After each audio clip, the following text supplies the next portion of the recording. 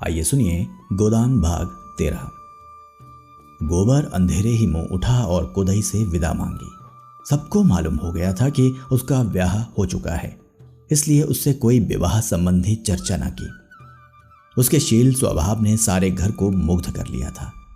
कुदई की माता को तो उसने ऐसे मीठे शब्दों में और उसके मातृपद की रक्षा करते हुए ऐसा उपदेश दिया कि उसने प्रसन्न होकर आशीर्वाद दिया था। तुम बड़ी हो माताजी, पूज्य हो।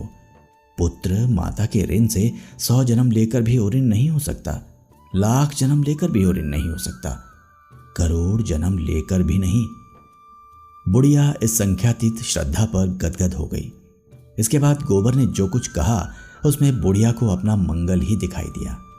वैद्य एक बार रोगी को चंगा कर दे, फिर रोगी उसके हाथों विष भी खुशी से पी लेगा। अब जैसे आज ही बहू घर से रूठ कर चली गई तो किसकी हेठी हुई? बहू को कौन जानता है, किसकी लड़की है, किसकी नातिन है, कौन जानता है? संभव है उसका बाप घसियारा ही रहा हो। बुढ़िया ने निश्चयात्मक भाव से कहा, घसियारा तो है ही बेटा, पक्का घसियारा।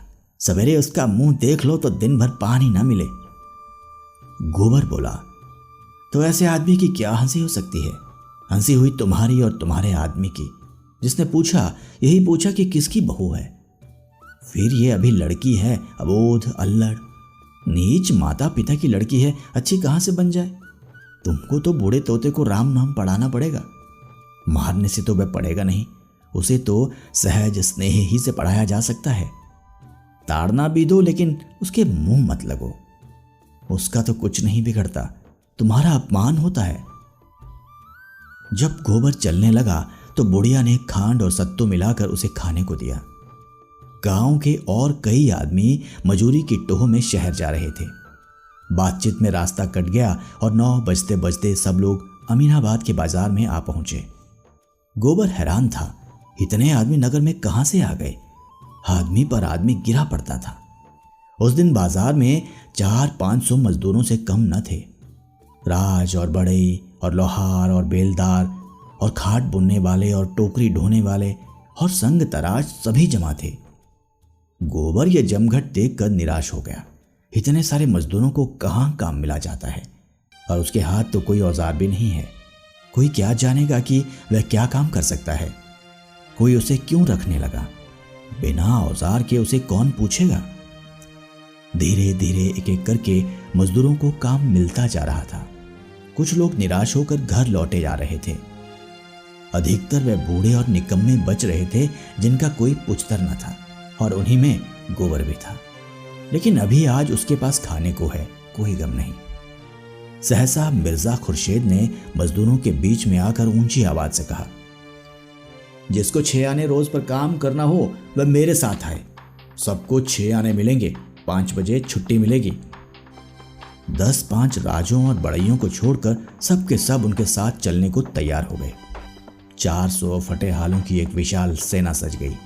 आगे मिर्जा थे, कंधों पर मोटा सोठा रखे हुए। पीछे भुखमरों की लंबी कतार थी, जैसे भेड़ें हों। एक बूढ़े ने मिर्जा से पूछा, कौन काम करना है मालिक? मिर्जा ने जो काम बतलाया उस पर सब और भी चकित हो गए। केवल एक कबड्डी खेलना, ये कैसा आदमी है जो कबड्डी खेलने के 6 आने रोज दे रहा है? सन की तो नहीं है कोई। बहुत धन पाकर भी आदमी सनक ही जाता है। बहुत पढ़ लेने से भी आदमी पागल हो जाते हैं। कुछ लोगों को संदेह होने लगा, कहीं ये कोई मखौल तो नहीं है? यहां से घर पे ले जाकर कह दे कोई काम नहीं है तो कौन इसका क्या कर लेगा? वह चाहे कबड्डी खिलाए, चाहे आंख मिचौनी, चाहे गुल्ली डंडा, मजूरी पेशगी दे दे। ऐसे झक्कड़ आदमी का क्या भरोसा? गोबर ने डरते डरते कहा, मालिक हमारे पास कुछ खाने को नहीं है, पैसे मिल जाए तो कुछ लेकर खा लूं। मिर्जा ने झट 6 आने पैसे उसके हाथ में रख दिए और ललकार कर बोले, मजूरी सबको चलते चलते पेशगी दे दी जाएगी, इसकी चिंता मत करो। मिर्जा साहब ने शहर के बाहर थोड़ी सी जमीन ले रखी थी। मजूरों ने जाकर देखा तो एक बड़ा अहाता घिरा हुआ था और उसके अंदर केवल एक छोटी सी फूस की झोंपड़ी थी, जिसमें 3-4 कुर्सियां थी, एक मेज। थोड़ी सी किताबें मेज पर रखी हुई थी। झोंपड़ी बेलों और लताओं से ढकी हुई बहुत सुंदर लगती थी। अहाते में एक तरफ आम और नींबू और अमरूद के पौधे लगे हुए थे, दूसरी तरफ कुछ फूल। बड़ा हिस्सा परती था। मिर्जा ने सबको कतार में खड़ा करके पहले ही मजूरी बांट दी। अब किसी को उनके पागलपन में संदेह न रहा। गोबर पैसे पहले ही पा चुका था। मिर्जा ने उसे बुलाकर पौधे सींचने का काम सौंपा। उसे कबड्डी खेलने को ना मिलेगी, मन में ऐंठ कर रह गया। इन बुड्ढों को उठा उठा कर पटकता, लेकिन कोई परवाह नहीं, बहुत कबड्डी खेल चुका है। पैसे तो पूरे मिल गए। आज युगों के बाद इन जराग्रस्तों को कबड्डी खेलने का सौभाग्य मिला। अधिकतर तो ऐसे थे जिन्हें याद भी ना आता था कि कभी कबड्डी खेली है या नहीं। दिन भर शहर में पिसते थे, पहर रात गए घर पहुंचते थे और जो कुछ रूखा मिल जाता था खाकर पड़े रहते थे। प्रातःकाल फिर वही चरखा शुरू हो जाता था। जीवन नीरस निरानंद केवल एक ढर्रा मात्र हो गया था। आज तो एक ये अवसर मिला तो बूढ़े भी जवान हो गए। अधमरे बूढ़े ठठरियां लिए, मुंह में दांत न पेट में आंत, जांग में ऊपर धोतियां या तहमत चढ़ाए ताल ठोंक ठोंक कर उछल रहे थे, मानो उन बूढ़ी हड्डियों में जवानी धंस पड़ी हो। चटपट पाली बन गई, 2 नायक बन गए। गोइयों का चुनाव होने लगा और 12 बजते बजते खेल शुरू हो गया। जाड़ों की ठंडी धूप ऐसी क्रीड़ाओं के लिए आदर्श ऋतु है। इधर अहाते के फाटक पर मिर्जा साहब तमाशाइयों को टिकट बांट रहे थे। उन पर इस तरह कोई ना कोई सनक हमेशा सवार रहते थे। अमीरों से पैसा लेकर गरीबों को बांट देना। इन बूढ़ी कबड्डी का विज्ञापन कई दिन से हो रहा था। बड़े बड़े पोस्टर चिपकाए गए थे, नोटिस बांटे गए थे। ये खेल अपने ढंग का निराला होगा, बिल्कुल अभूतपूर्व। भारत के बूढ़े आज भी कैसे पौड़े हैं, जिन्हें ये देखना हो आए और अपनी आंखें तृप्त कर लें। जिसने ये तमाशा ना देखा वह पछताएगा। ऐसा सुअवसर फिर ना मिलेगा।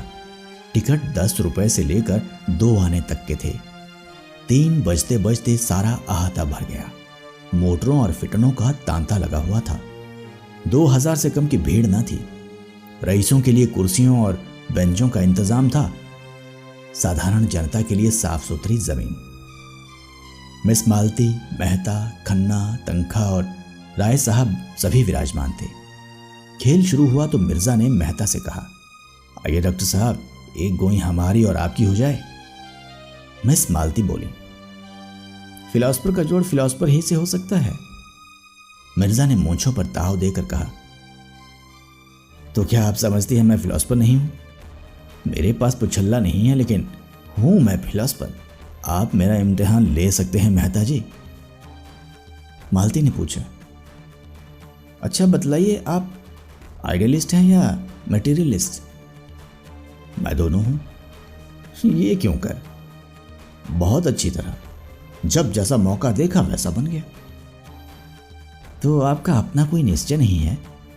जिस बात का आज तक कभी निश्चय ना हुआ और ना कभी होगा, उसका निश्चय मैं भला क्या कर सकता हूं? और लोग आंखें फोड़ कर और किताबें चाट कर जिस नतीजे पर पहुंचे हैं, वहां मैं यूं ही पहुंच गया। आप बता सकती हैं किसी फिलॉसफर ने अकली गद्दे लड़ाने के सिवा और कुछ किया है? डॉक्टर मेहता ने अचकन के बटन खोलते हुए कहा,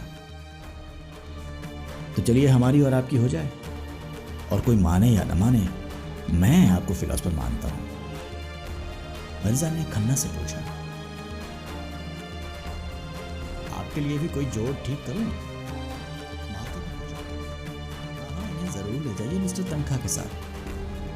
खन्ना झेपते हुए बोले, जी नहीं, मुझे क्षमा कीजिए। मिर्जा ने राय साहब से पूछा, आपके लिए कोई जोड़ लाऊं? राय साहब बोले, मेरा जोड़ तो ओंकारनाथ का है, मगर वे आज नजर ही नहीं आते। मिर्जा और मेहता भी नंगी देह केवल जांघिया पहने हुए मैदान में पहुंच गए। एक इधर दूसरा उधर। खेल शुरू हो गया। जनता बूढ़े कुलेलों पर हंसती थी, तालियां बजाती थी, गालियां देती थी, ललकारती थी, बाजियां लगाती थी।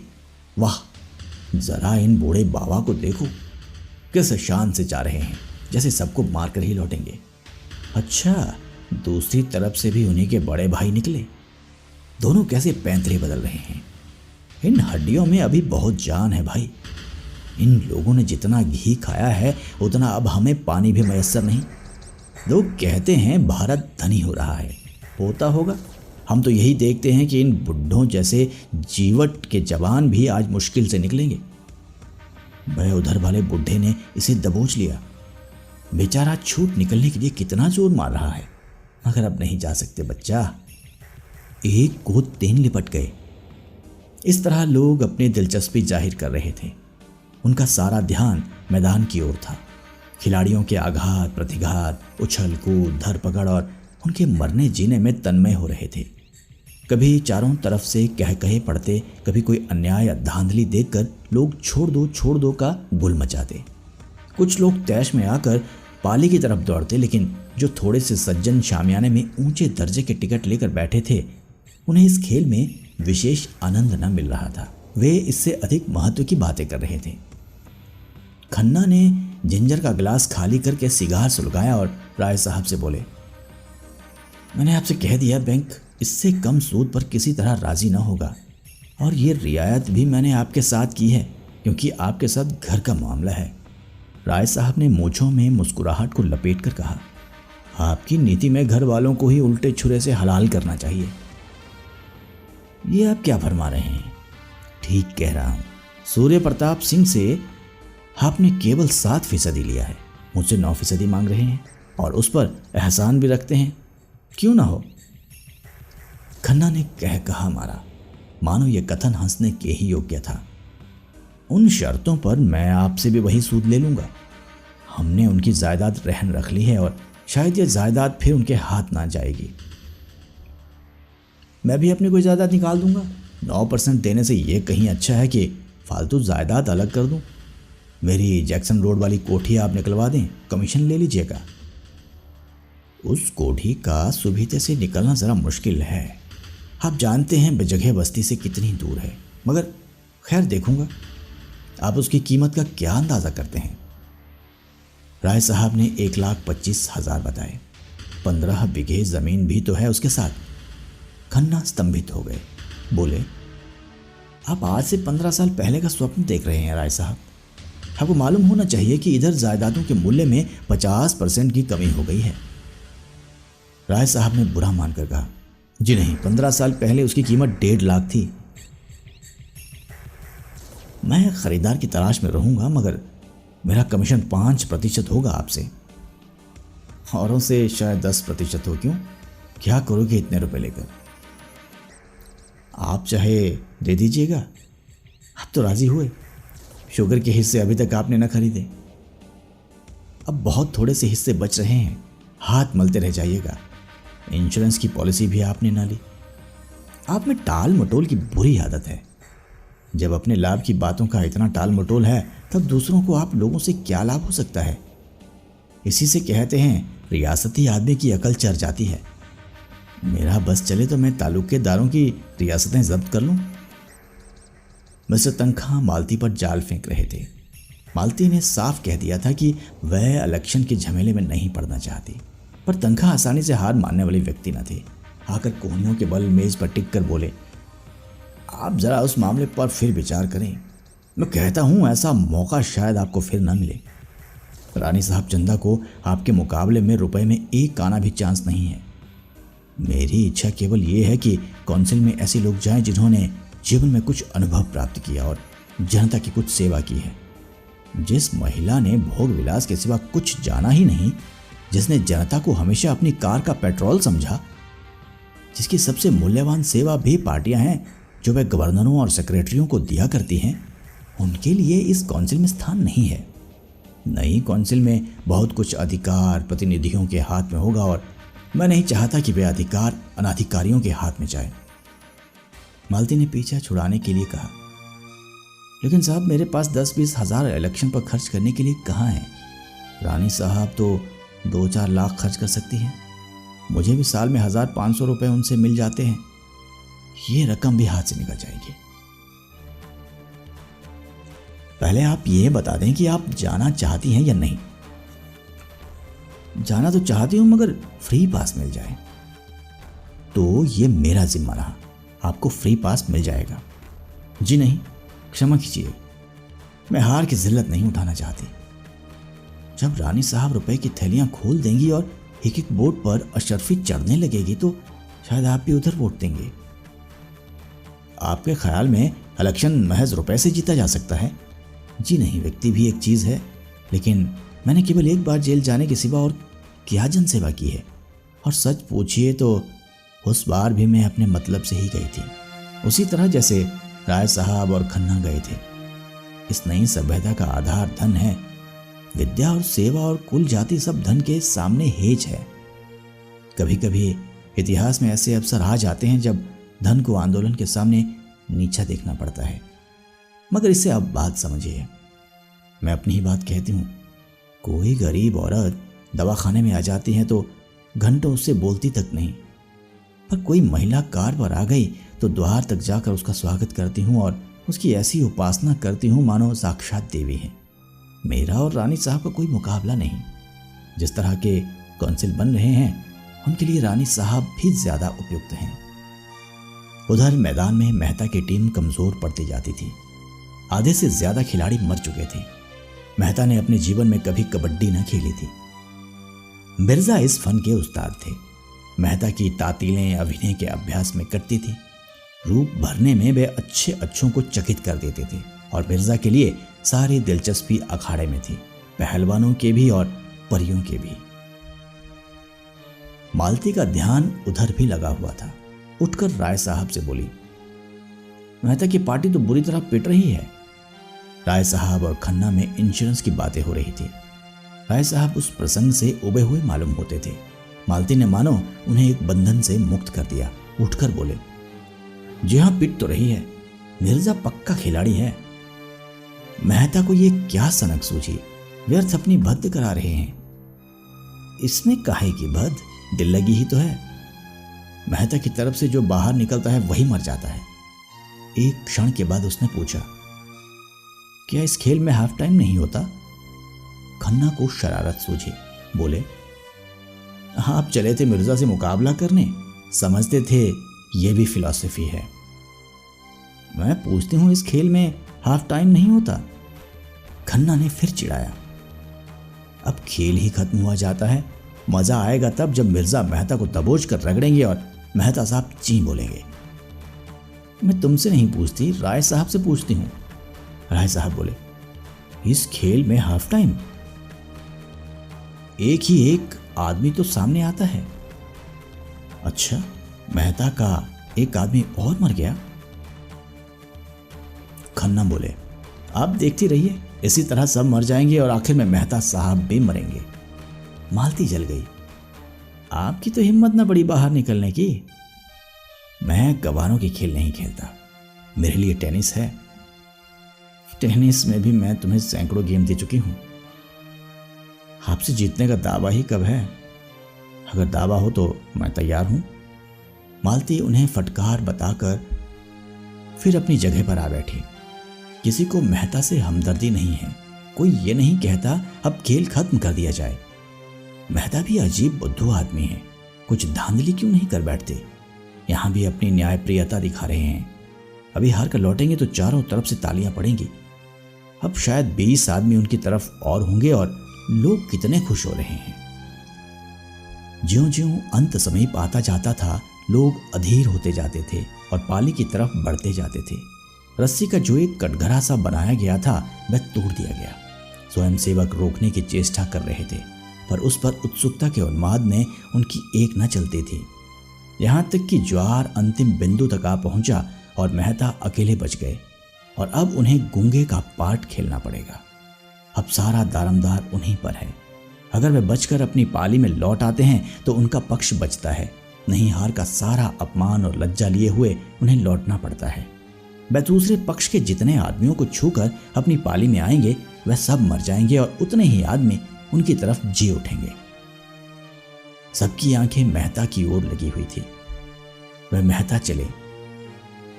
जनता ने चारों ओर से आकर पाली को घेर लिया।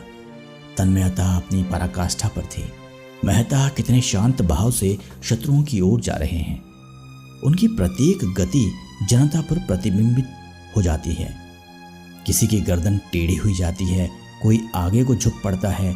वातावरण गर्म हो गया, पारा ज्वाला बिंदु पर आ पहुंचा। मेहता शत्रु दल में घुसे, दल पीछे हटता जाता है। उनका संगठन इतना दृढ़ है कि मेहता की पकड़ या स्पर्श में कोई नहीं आ रहा है। बहुतों को आशा थी कि मेहता कम से कम अपने पक्ष के 10-5 आदमियों को तो जिला ही लेंगे। वे निराश होते जा रहे हैं। सहसा मिर्जा एक छलांग मारते हैं और मेहता की कमर पकड़ लेते हैं। मेहता अपने को छुड़ाने के लिए जोर मार रहे हैं। मिर्जा को पाली की तरफ खींचे लिए आ रहे हैं। लोग उन्मत्त हो जाते हैं। अब इसका पता चलना मुश्किल है कि कौन खिलाड़ी है, कौन तमाशाई। सब एक में गड़मड़ हो गए हैं। मिर्जा और मेहता में मलयुद्ध हो रहा है। मिर्जा के कई बुढ़े मेहता की तरफ लपके और उनसे लिपट गए। मेहता जमीन पर चुपचाप पड़े हुए हैं। अगर वह किसी तरह खींच खांच कर 2 हाथ और ले जाएं तो उनके 50 आदमी जी उठते हैं, मगर वे 1 इंच भी नहीं खिसक सकते। मिर्जा उनकी गर्दन पर बैठे हुए हैं। मेहता का मुख लाल हो रहा है, आंखें बीर बहुटी बनी हुई हैं, पसीना टपक रहा है और मिर्जा अपने स्थूल शरीर का भार लिए उनकी पीठ पर हुमच रहे हैं। मालती ने समीप जाकर उत्तेजित स्वर में कहा, मिर्जा खुर्शीद, ये फेयर नहीं है, बाजी ड्रॉन रही है। खुर्शीद ने मेहता की गर्दन पर एक घस्सा लगाकर कहा, जब तक ये ची ना बोलेंगे मैं हरगिज ना छोड़ूंगा। क्यों नहीं ची बोलते? मालती और आगे बढ़ी। ची बुलाने के लिए आप इतनी जबरदस्ती नहीं कर सकते। मिर्जा ने मेहता की पीठ पर हुमच कर कहा, बेशक कर सकता हूं, आप इनसे कह दें ची बोले और मैं भी उठा जाता हूं। मेहता ने एक बार फिर उठने की चेष्टा की, पर मिर्जा ने उनकी गर्दन दबा दी। मालती ने उनका हाथ पकड़कर घसीटने की कोशिश करके कहा, यह खेल नहीं, अदावत है। अदावत ही सही, आप न छोड़ेंगे। उसी वक्त जैसे कोई भूकंप आ गया। मिर्जा साहब जमीन पर पड़े हुए थे और मेहता दौड़े हुए पाली की ओर भागे जा रहे थे और हजारों आदमी पागलों की तरह टोपियां और पगड़ियां और छड़ियां उछाल रहे थे। कैसे ये काया पलट हुई, कोई समझ ना सका। मिर्जा ने मेहता को गोद में उठा लिया और लिए हुए शामियाने तक आए। प्रत्येक मुख पर ये शब्द थे, डॉक्टर साहब ने बाजी मार ली। और प्रत्येक आदमी इस हारी हुई बाजी के एक बारगी पलट जाने पर विस्मित था। सभी मेहता के जीवट और दम और धैर्य का बखान कर रहे थे। मजदूरों के लिए पहले से नारंगियां मंगा ली गई थी। उन्हें एक एक नारंगी देकर विदा किया गया। शामियाने में मेहमानों को चाय पानी का आयोजन था। मेहता और मिर्जा एक ही मेज पर आमने सामने बैठे। मालती मेहता के बगल में बैठी। मेहता ने कहा, मुझे आज एक नया अनुभव हुआ। महिला की सहानुभूति हार को जीत बना सकती है। मिर्जा ने मालती की ओर देखा। अच्छा, ये बात थी। जभी तो मुझे हैरत हो रही थी आप एकाएक कैसे ऊपर आ गए। मालती शर्म से लाल हुई जाती थी। बोली, आप बड़े बेमुरावत आदमी हैं मिर्जा जी, मुझे आज मालूम हुआ। कसूर इनका था, ये क्यों ची नहीं बोलते थे? मैं तो ची ना बोलता, चाहे आप मेरी जान ही ले लेते। कुछ देर मित्रों में गपशप होती रही। फिर धन्यवाद के और मुबारकबाद के भाषण हुए और मेहमान लोग विदा हुए। मालती को भी एक विजिट करनी थी, वह भी चली गई। केवल मेहता और मिर्जा रह गए। उन्हें अभी स्नान करना था। मिट्टी में सने हुए थे, कपड़े कैसे पहनते। गोबर पानी खींच लाया और दोनों दोस्त नहाने लगे। मिर्जा ने पूछा, शादी कब तक होगी? मेहता ने अचंभे में आकर पूछा। किसकी? आपकी? मेरी शादी किसके साथ हो रही है? वाह, आप तो ऐसा उड़ रहे हैं गोया ये भी छिपाने की बात है। नहीं, मैं सच कहता हूं, मुझे बिल्कुल खबर नहीं है। क्या मेरी शादी होने जा रही है? और आप क्या समझते हैं मिस मालती आपकी कंपेनियन बनकर रहेंगी? मेहता गंभीर भाव से बोले, आपका ख्याल बिल्कुल गलत है मिर्जा जी। मिस मालती हसीन हैं, खुश मिजाज हैं, समझदार हैं, रोशन ख्याल हैं और भी उनमें कितनी खूबियां हैं। लेकिन मैं अपने जीवन संगिनी में जो बात देखना चाहता हूं वह उनमें नहीं है और ना शायद हो सकती है। मेरे जहन में औरत वफा और त्याग की मूर्ति है, जो अपनी बेज़बानी से, अपनी कुर्बानी से अपने को बिल्कुल मिटाकर पति की आत्मा का एक अंश बन जाती है। देह पुरुष की रहती है पर आत्मा स्त्री की होती है। आप कहेंगे, मर्द अपने को क्यों नहीं मिटाता? औरत ही से क्यों इसकी आशा करता है? मर्द में वह सामर्थ्य ही नहीं है। वह अपने को मिटाएगा तो शून्य हो जाएगा। वह किसी खोह में जा बैठेगा और सर्वात्मा में मिल जाने का स्वप्न देखेगा। वह तेज प्रधान जीव है और अहंकार में ये समझकर कि वह ज्ञान का पुतला है, सीधा ईश्वर में लीन होने की कल्पना किया करता है। स्त्री पृथ्वी की भांति धैर्यवान है, शांति संपन्न है, सहिष्णु है। पुरुष में नारी के गुण आ जाते हैं तो वह महात्मा बन जाता है। नारी में पुरुष के गुण आ जाते हैं तो वह उल्टा हो जाती हैं। पुरुष आकर्षित होता है स्त्री की ओर, जो सर्वांश में स्त्री हो। मालती ने अभी तक मुझे आकर्षित नहीं किया। मैं आपसे किन शब्दों में कहूं कि स्त्री मेरी नजरों में क्या है? संसार में जो कुछ सुंदर है उसी की प्रतिमा को मैं स्त्री कहता हूं। मैं उससे यह आशा रखता हूं कि मैं उसे मार ही डालूं तो भी प्रतिहिंसा का भाव उसमें ना आए। अगर मैं उसकी आंखों के सामने किसी स्त्री को प्यार करूं तो भी उसकी ईर्ष्या न जागे। ऐसी नारी पाकर मैं उसके चरणों में गिर पड़ूंगा और उस पर अपने को अर्पण कर दूंगा। मिर्जा ने सिर हिलाकर कहा, ऐसी औरत आपको इस दुनिया में तो शायद ही मिले। मेहता ने हाथ मारकर कहा, एक नहीं हजारों, वरना दुनिया वीरान हो जाती। ऐसी एक ही मिसाल दीजिए, मिसेस खन्ना को ही ले लीजिए। लेकिन खन्ना अभागे हैं जो हीरा पाकर कांच का टुकड़ा समझ रहे हैं। सोचिए कितना त्याग है और उसके साथ ही कितना प्रेम है। खन्ना के रूपासक्त मन में शायद उसके लिए रति भर भी स्थान नहीं है, लेकिन आज खन्ना पर कोई आगत आ जाए तो वह अपने को उन पर न्यौछावर कर देगी। खन्ना आज अंधे या कोड़ी हो जाए तो भी उसकी वफादारी में फर्क ना आएगा। अभी खन्ना उसकी कदर नहीं कर रहे हैं, मगर आप देखेंगे एक दिन यही खन्ना उसके चरण धो धोकर पिएंगे। मैं ऐसी बीवी नहीं चाहता जिसमें मैं आइंस्टाइन के सिद्धांत पर बहस कर सकूं या जो मेरी रचनाओं के प्रूफ देखा करे। मैं ऐसी औरत चाहता हूं जो मेरे जीवन को पवित्र और उज्जवल बना दे अपने प्रेम और त्याग से। खुर्शीद ने दाढ़ी पर हाथ फेरते हुए जैसे कोई भूली हुई बात याद करके कहा, आपका ख्याल बहुत ठीक है मिस्टर मेहता। ऐसी औरत अगर कहीं मिल जाए तो मैं भी शादी कर लूं, लेकिन मुझे उम्मीद नहीं है कि मिले। मेहता ने हंसकर कहा, आप भी तलाश में रहिए, मैं भी तलाश में हूं। शायद कभी तकदीर जागे, मगर मिस मालती आपको छोड़ने वाली नहीं। कहिए लिख दूं? ऐसी औरतों से मैं केवल मनोरंजन कर सकता हूं, ब्याह नहीं। ब्याह तो आत्मसमर्पण है। अगर ब्याह आत्मसमर्पण है तो प्रेम क्या है? प्रेम जब आत्मसमर्पण का रूप लेता है तभी ब्याह है, उसके पहले अय्याशी है। मेहता ने कपड़े पहने और विदा हो गए। शाम हो गई थी। मिर्जा ने जाकर देखा तो गोबर अभी तक पेड़ों को सींच रहा था। मिर्जा ने प्रसन्न होकर कहा, जाओ अब तुम्हारी छुट्टी है, कल फिर आओगे। गोबर ने कातर भाव से कहा, मैं कहीं नौकरी करना चाहता हूं मालिक। नौकरी करना है तो हम तुझे रख लेंगे। कितना मिलेगा हुजूर? जितना तू मांगे।